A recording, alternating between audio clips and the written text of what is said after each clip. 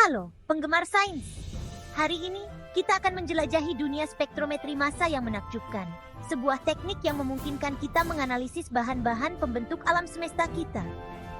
Bayangkan bisa mengidentifikasi setiap blok bangunan dari apapun, mulai dari sebutir pasir hingga molekul protein yang kompleks. Tapi bagaimana cara kerjanya? Anda bertanya. Semuanya dimulai dengan ionisasi. Sederhananya, ionisasi seperti memberi molekul sedikit kejutan listrik untuk memberi mereka muatan, mengubahnya menjadi ion.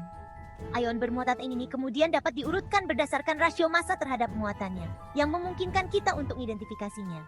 Di bagian selanjutnya, kita akan mempelajari 3 metode ionisasi utama: ionisasi elektron, ionisasi kimia, dan desorpsi ionisasi laser berbantuan matriks. Bersiaplah untuk mengungkap rahasia materi, satu ion pada satu waktu. Mari kita mulai petualangan ionisasi kita dengan dentuman, atau lebih tepatnya, sebuah berkas. Ionisasi elektron, atau EI singkatnya, seperti permainan biliar molekuler berenergi tinggi. Dalam teknik ini, kita menembakkan berkas elektron berenergi tinggi langsung ke molekul sampel kita dalam ruang hampa. Elektron ini seperti peluru kecil yang melesat cepat, dan ketika bertabrakan dengan molekul, mereka mengeluarkan elektron, meninggalkan molekul dengan muatan positif. Energi berkas elektron sangat penting. Terlalu rendah, dan kita mungkin tidak mengionisasi molekul sama sekali. Terlalu tinggi, dan kita berisiko memecahnya menjadi fragmen yang lebih kecil. Ionisasi elektron adalah teknik yang kuat dan banyak digunakan, terutama untuk molekul kecil dan mudah menguap. Namun, ini tidak selalu merupakan metode yang paling lembut, dan beberapa molekul, terutama yang lebih besar, bisa rapuh dan mudah pecah di bawah bombardir elektron. Terkadang, kita membutuhkan sentuhan yang lebih lembut dalam hal mengionisasi molekul. Disitulah ionisasi kimia, atau CI, berperan. Alih-alih secara langsung membombardir sampel dengan elektron, kita menggunakan gas reagen, seperti metana atau amonia, untuk memulai proses ionisasi. Begini cara kerjanya. Pertama, kita memasukkan gas reagen ke dalam ruang ionisasi. Kemudian, kita menggunakan berkas elektron untuk mengionisasi gas reagen, menciptakan plasma ion reaktif. Ion gas reagen ini kemudian bertabrakan dengan molekul sampel, mentransfer proton H+ seperti hadiah molekuler kecil. Pendekatan lembut ini sangat berguna untuk menganalisis molekul yang lebih besar dan lebih rapuh yang akan pecah-pecah dalam kondisi yang lebih keras.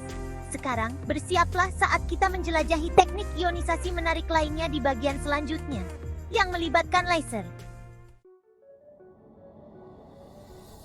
Bersiaplah untuk memasuki dunia laser dan matriks, karena kita akan menjelajahi desorpsi ionisasi laser berbantuan matriks, atau disingkat MALDI.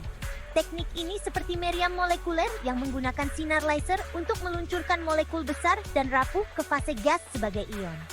Ini adalah alat yang ampuh untuk menganalisis protein, polimer, dan makromolekul lain yang sulit diionisasi dengan metode lain. Dalam MALDI, kita mencampur sampel kita dengan bahan matriks khusus. Matriks ini bertindak seperti kepompong pelindung untuk molekul sampel.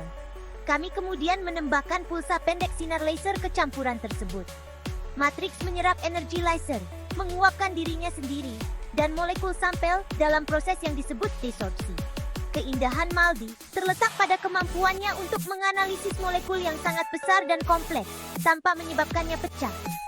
Raksasa teknik ionisasi yang lembut ini telah merevolusi banyak bidang, dari biokimia hingga ilmu material.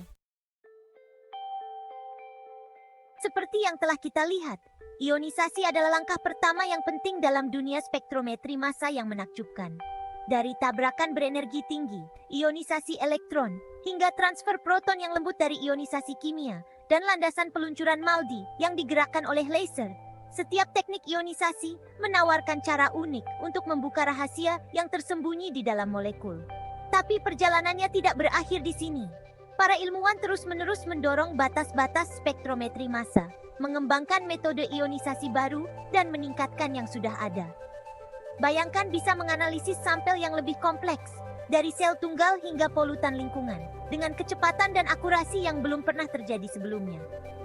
Masa depan ionisasi dalam spektrometri massa cerah, membuka jalan bagi penemuan inovatif dalam pengobatan, ilmu material, pemantauan lingkungan, dan banyak lagi.